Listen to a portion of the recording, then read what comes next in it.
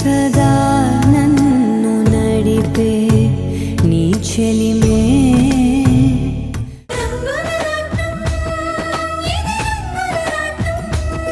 ఈ ఆశ్రమం ఎంతో మందికి ఆశ్రయం ఇచ్చింది. కానీ ఇంతవరకు ఇక్కడ ఏ ఆడబిడ్డ పురుడు పోసుకోలేదో, ఏ పసిబిడ్డ పారాళ్లేదో.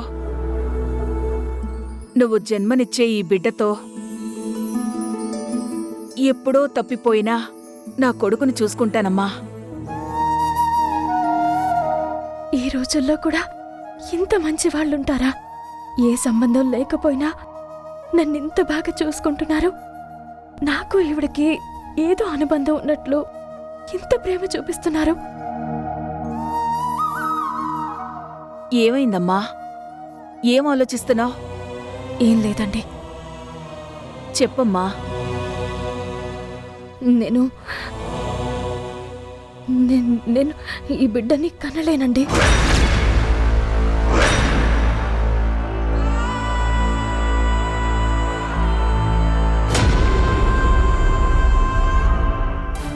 ఏంటి కనలేవా? ఏమైందట? కడుపులో బిడ్డను పెట్టుకొని ఎవరైనా ఇలా అంటారా?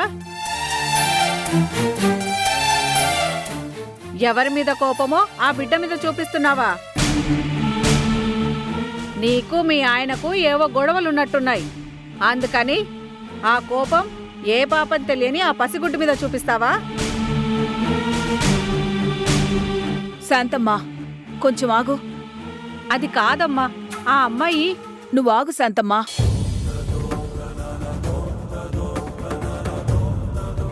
చూడమ్మా జానకి, పుట్టిన బిడ్డ దూరమై నేనేడుస్తుంటే నువ్వు పుట్టే బిడ్డని కాదనుకుంటున్నావు. ఏంటమ్మా, ఏమైంది?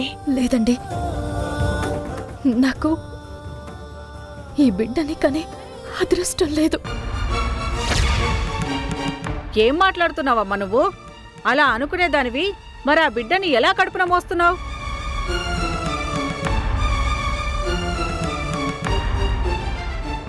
శాంతమ్మా, నువ్వు కాసేపు అరవకుండా ఉంటావా? సరేనమ్మా, నేనస్సలు మాట్లాడను. అంతా మీరే మాట్లాడుకోండి. జానకి, ఆడదానికి ఆ దేవుడిచ్చిన గొప్ప వరం ఏంటో తెలుసా? అమ్మతనం. మనిషికే కాదు, ప్రతి జీవిలోనూ ఆడదానికే ఆ అవకాశం అదృష్టం ఇచ్చాడు.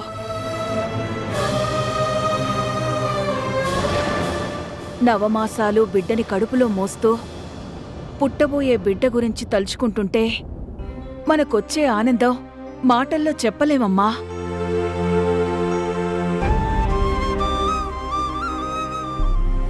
ఒక్కో నెలలో మన శరీరంలో ఒక్కో మార్పు వస్తూ ఉంటుంది.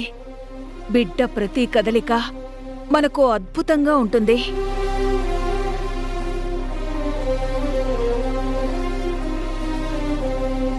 తొమ్మిది నెలల నిరీక్షణ తర్వాత పుట్టిన ఆ పసికందుని చేతుల్లోకి తీసుకొని చూస్తుంటే ఆ సంతోషం, ఆ అనుభూతి ప్రతి ఆడపిల్ల పొందాలమ్మా. నీ సమస్య ఏంటో నాకు చెప్పు. నీకమ్మలాంటిదాన్నే అనుకోమ్మా. నీ గతం గురించి అడగను, నీ సమస్య మాత్రం చెప్పు. అది ఏదైనా నే తీరుస్తాను. కానీ నువ్వు మాత్రం బిడ్డని కనాలమ్మా. నేను కనాలి అనుకున్నా, కానీ అవకాశం నాకు లేదండి. ఎందుకుండదమ్మా?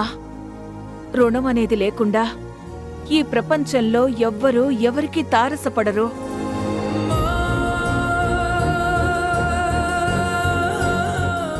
ఏ బంధం లేకుండా ఆ బిడ్డ నీ కడుపున పడదు. నువ్వు వద్దన్నా సరే ఆ రుణానుబంధం నీ చేత ఆ బిడ్డని కననిస్తుంది. నిన్ను అమ్మా అని పిలిపిస్తుంది.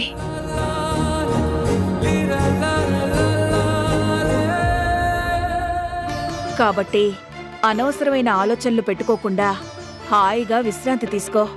శాంతమ్మా, నువ్వు ఆ అమ్మాయిని జాగ్రత్తగా చూసుకో. సరేనమ్మా, నువ్వు లోపలికి వెళ్ళి రెస్ట్ తీసుకో.